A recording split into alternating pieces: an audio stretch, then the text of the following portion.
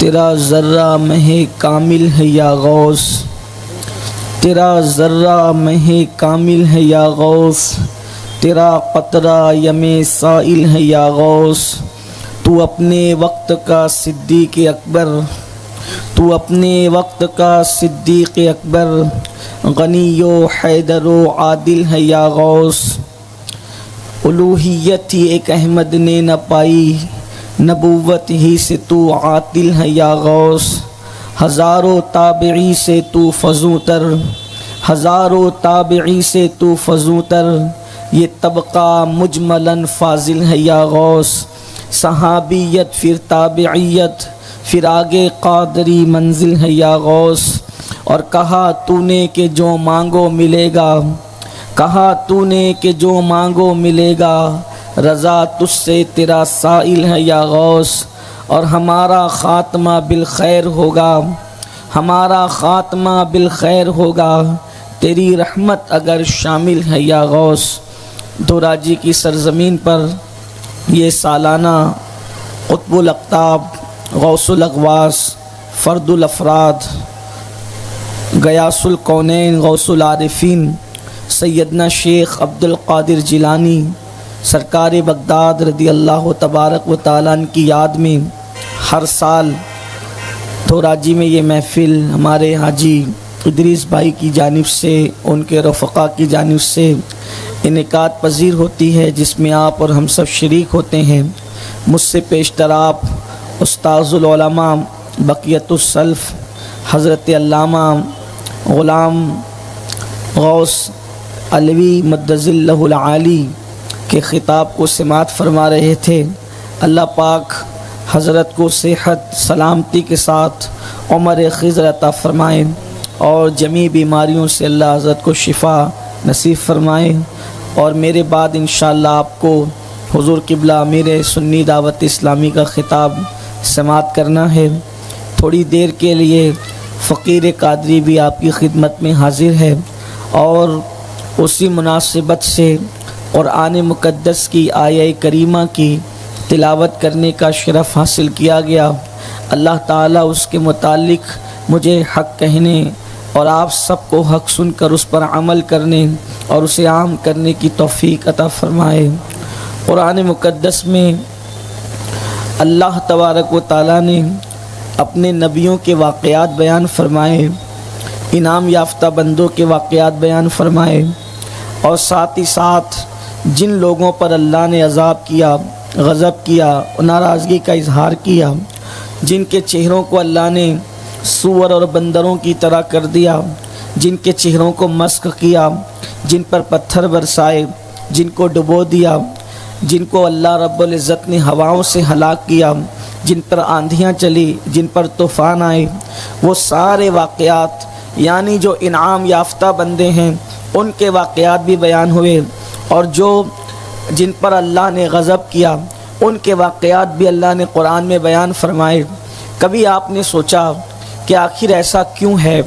قرآن میں یہ سب واقعات کیوں بیان کیے گئے؟ اسی طرح سے صدیوں سے ہمارا معمول چلا رہا ہے کہ ہم غوث پاک کا ذکر کرتے ہیں، غریب نواز کا ذکر کرتے ہیں، سرکار قطب الاقطاب بابا قطب الدین بختیار کاکی کا ذکر کرتے ہیں، فرید الافراد سرکار فرید الدین مسعود گنج شکر کا ذکر کرتے ہیں، قطب الارشاد حضرت سیدی سلطان المشائخ محبوب الہی نظام الدین اولیاء کا ذکر کرتے ہیں، صابر پاک کا ذکر کرتے ہیں، اسی طرح سے ہم اپنے بزرگوں کا ذکر کرتے ہیں۔ آخر یہ سب کیوں ہے؟ اس ذکر کے پیچھے حکمت کیا ہے؟ تو آج اس حکمت کو آپ کے سامنے پیش کرنا چاہتا ہوں۔ دراصل بات یہ ہے کہ کسی بھی مالدار آدمی کو دیکھ کر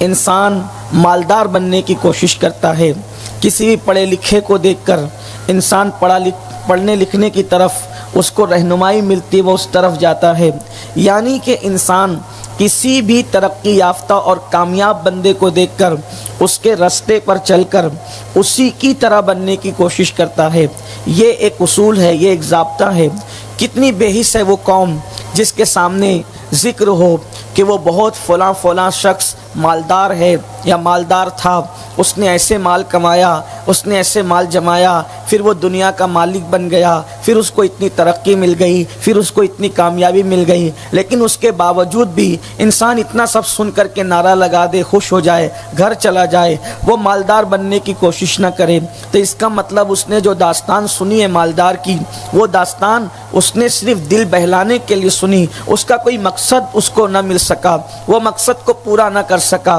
اسی طرح ایک بندہ غربت کی چکی سے پستے ہوئے اٹھا اور اس کے بعد وہ بادشاہ بن گیا۔ کس راستے سے وہ بادشاہ بنا، پوری داستان سنی لیکن اس راستے پہ چلنے کی کوشش نہیں کی، تو پھر کیا ہوا؟ اس نے صرف اپنا وقت برباد کیا، کسی کی داستان سن لی، دل خوش ہو گیا، دل بہلا کر گھر چلا گیا۔ یاد رکھیے، یہ صحابہ کرام کے واقعات، یہ انبیاء کرام کے واقعات، یا اولیاء کرام کے واقعات، یا اللہ کے برگزیدہ بندوں کے واقعات جو قرآن میں بیان ہوئے، احادیث میں بیان ہوئے، اور بعد میں ایک سلسلہ ہے۔ اللہ والوں کا ذکر کرنے سے رحمتوں کا نزول کیوں ہوتا ہے؟ اللہ والوں کا ذکر اللہ کے لشکروں میں سے ایک لشکر کیوں ہے؟ اللہ والوں کا ذکر دلوں کو زندہ کرتا ہے، اللہ والوں کا ذکر مردہ دلوں میں جان پیدا کرتا ہے، اللہ والوں کا ذکر جہاں ہوتا ہے وہاں رحمتوں کا نزول ہوتا ہے، وہاں دعائیں قبول ہوتی ہے۔ آخر یہ سب کچھ کیوں ہے؟ اس کا مطلب یہ ہے میرے پیارے آقا صلی اللہ علیہ وآلہ وسلم کے پیارے دیوانوں، یعنی لوگوں کے سامنے جب نیکوں کا ذکر ہوگا، پرہیزگاروں کا ذکر ہوگا، متقیوں کا ذکر ہوگا، اللہ کے ولیوں کا ذکر ہوگا، اللہ کے محبوب بندوں کا ذکر ہوگا، تو مطلب کیا ہے؟ مطلب یہ ہے کہ کس راستے پہ چل کے یہ لوگ اللہ والے بنے، اس راستے پر ہم بھی چلیں تاکہ ہم بھی اللہ والے بن جائیں۔ یہ بات اپنی جگہ مسلم ہے کہ ہم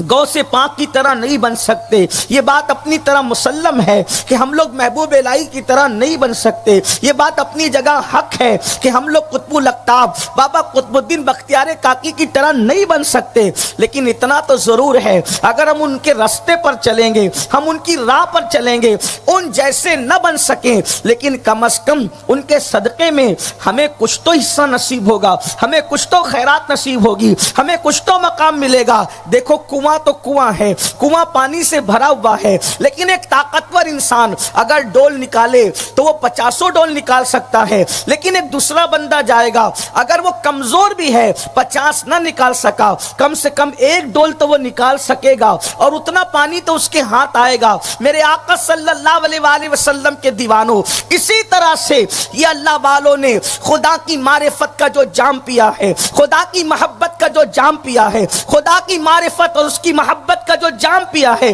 اس راستے چلیں گے تو کچھ نہ کچھ حصہ ہمیں بھی ملے گا۔ اللہ اکبر۔ آئیے اللہ رب العزت قرآن مقدس میں ارشاد فرماتا ہے، وہ قرآن جو قیامت تک کے لیے رہنما ہے، وہ قرآن جو قیامت تک کے لیے قیادت ہے، وہ قرآن جو قیامت تک کے لیے اللہ رب العزت تک پہنچانے کا ذریعہ ہے، وہ قرآن جس کی تعلیمات جو ہے ہمارے لیے قیامت تک ہے، اس وقت تک جب تک اللہ کے رسول کچھ احکامات کو اپنی حکمت بالغہ کی وجہ سے خاص نہ فرما دے، جب تک اللہ و رسول خاص نہ کریں اس وقت تک کہ کوئی اس کو خاص نہیں کر سکتا، بلکہ اس کے سارے احکامات قیامت تک ہے۔ اللہ پاک قرآن میں ارشاد فرماتا ہے، والذین جاہدوا فینا لنہدینہم سبلنا، کہ جو ہماری راہ میں کوشش کرتے ہیں ہم ان کے لیے راستے پیدا کر دیتے ہیں، راستہ نہیں بلکہ راستے پیدا کر دیتے ہیں۔ پتہ چلا اللہ تک پہنچنے کے لیے 1-2 راستہ نہیں ہے بلکہ راستے ہیں۔ حضرت سیدنا امام الائمہ امام جعفر صادق رضی اللہ تعالیٰ عنہ ارشاد فرماتے ہیں، زمین کے اوپر جتنے ذرات ہیں اس سے زیادہ اللہ تک پہنچنے کے راستے موجود ہیں۔ انسان اگر کوشش کرے تو وہ اللہ تک پہنچ سکتا ہے۔ میرے آقا علیہ الصلوۃ والتسلیم کے پیارے دیوانوں، تو آئیے آج چونکہ سرکار غوث اعظم کی محفل ہے تو میں سرکار غوث پاک کی محفل میں آپ کے سامنے غوث اعظم نے ولی بننے کا جو طریقہ بتایا ہے آج اس پر کچھ گفتگو کرنے کی سعادت حاصل کرتا ہوں کہ انسان اللہ کا ولی کیسے بنتا ہے۔ غوث پاک نے ولایت کا نصاب اتنا آسان بیان کیا ہے، اگر انسان یاد کر کے اس رستے پر چلے تو یقیناً وہ مقام ولایت حاصل کر سکتا ہے۔ حالانکہ ولایت کی بہت قسمیں ہیں لیکن کم از کم اتنا تو ہے کہ انسان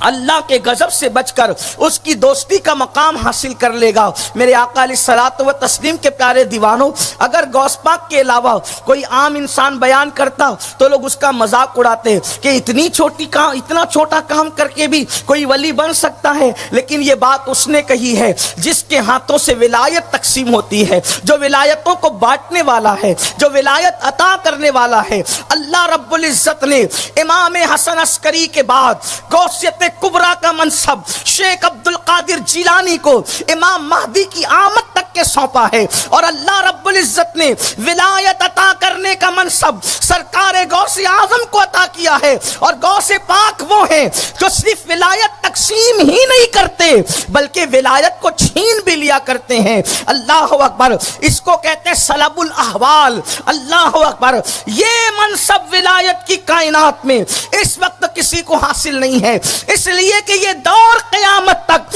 ولایت کی کائنات میں سرکار غوث اعظم کا دور ہے۔ غوث پاک فرماتے ہیں سب کے سورج طلوع ہو کر کے غروب ہو گئے، عبد القادر کا سورج وہ ہے جو قیامت تک غروب نہیں ہو سکتا۔ سب کے مرغے بول کر کے چپ ہو گئے، عبد القادر کا مرغا ایسا ہے کہ جو قیامت تک کبھی خاموش نہیں ہو سکتا۔ اسی کو میرے امام کہتے ہیں حکم نافذ ہے تیرا، خامہ تیرا، سیف تیری، حکم نافذ ہے تیرا، خامہ تیرا، سیف تیری، دم میں جو چاہے کرے دور ہے شاہ تیرا، دم میں جو چاہے کرے دور ہے شاہ تیرا۔ اور مرغ سب بولتے ہیں، بول کے چپ ہوتے ہیں، مرغ سب بولتے ہیں، بول کے چپ ہوتے ہیں۔ حاصل ایک نوا سنجا رہے گا تیرا، حاصل ایک نوا سنجا رہے گا